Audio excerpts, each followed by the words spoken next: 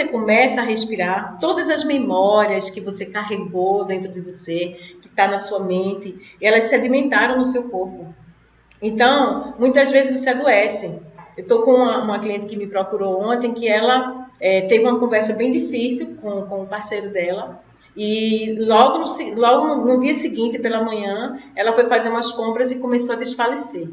Ela começou a ter uma queda de pressão, né? E ela achou que era porque ela não tinha comido, né? E aí ela foi comer e tal. E depois de comer, ela andou para resolver mais algumas coisas e começou, de repente, a sentir que estava desfalecendo de novo. E ela ligou para mim. Ela disse, o que você acha? Aí eu falei, pedi para ela que ela fosse numa emergência, porque como ela tem uma predisposição à diabetes, eu falei, olha, isso pode ter sido uma queda hipoglicêmica, tal, procura ir para um hospital e tal. E assim ela foi. Fizeram todos os exames e não aparecia absolutamente nada. Porém, ela continuava sentindo os sintomas, né? E aí eu falei para ela o seguinte, embora não tenha aparecido nada nos seus exames, significa que no seu corpo energético algo está desarmonizado, né? Que foi desencadeado, na verdade, pelo medo. A partir do momento onde você tem alguns embates na vida, algumas amarras na sua vida, e você resolve encarar essas amarras, né? Você ultrapassa esse limite que você mesmo dá para sua mente, você tem medo de falar algo que está te contrariando, você tem medo de abandonar alguém que você diz amar e que ama você, mas que você sabe que já não é mais legal para você. Quando você avança esse sinal, é muito renascedor para o ser humano, mas ao mesmo tempo é um universo desconhecido, né? E isso deixa a pessoa completamente em choque. Então, o que aconteceu com ela, né? Ela ficou em choque.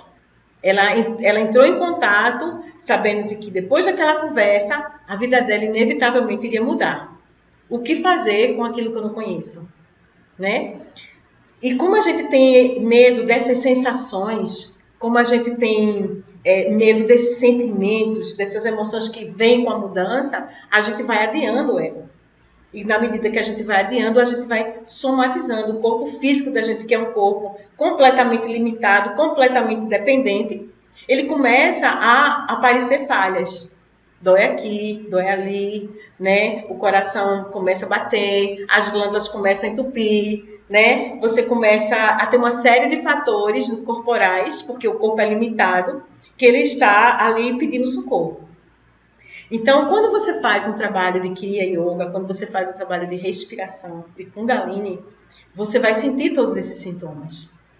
Porque todos aqueles sentimentos, eles vão sendo purificados. Então, Kriya significa ação, na verdade, purificação.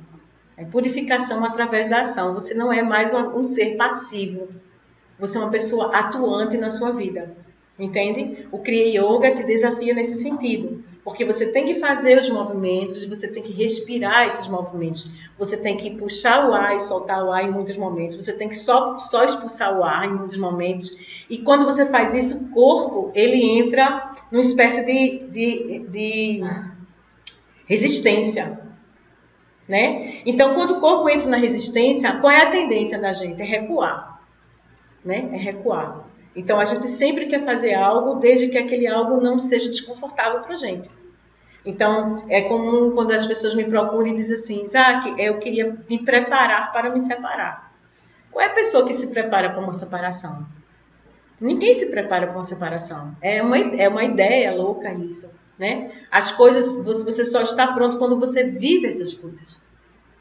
Né? Como é que a pessoa pode aprender a nadar sem nunca ter entrado numa piscina?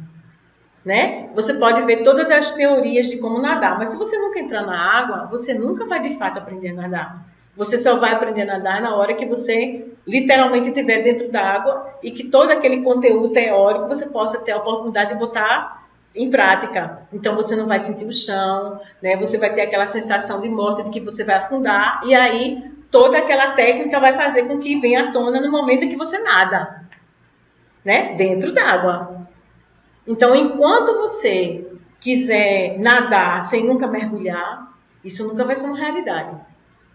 Entende? Então, a gente nunca se prepara para algo que a gente não conhece. Então, seja o que for. Então, se você tem uma relação, né? Então, você passou a vida toda. Quantas pessoas entram numa relação, saem e entra e saem, nunca experienciaram viver sozinha. Então, viver sozinha para uma pessoa que nunca viveu é assustador. Né? Então, muitas vezes, para a pessoa viver o desconhecido, a pessoa vive o conhecido miseravelmente, né? E vai se adaptando àquele cenário, porque ela teme o desconhecido. Mas ela pode dizer assim, mas eu não consigo ver minha vida sem fulano, eu não consigo ver minha vida sem o trabalho, sem aquele trabalho, eu não consigo ver minha vida fora desse país, porque você nunca viveu assim. Então você não vai conseguir ver. Você não vai saber como é a sua vida fora daquele cenário viciado que você tinha, se você não entrar nessa outra vida, se você não atravessar o muro.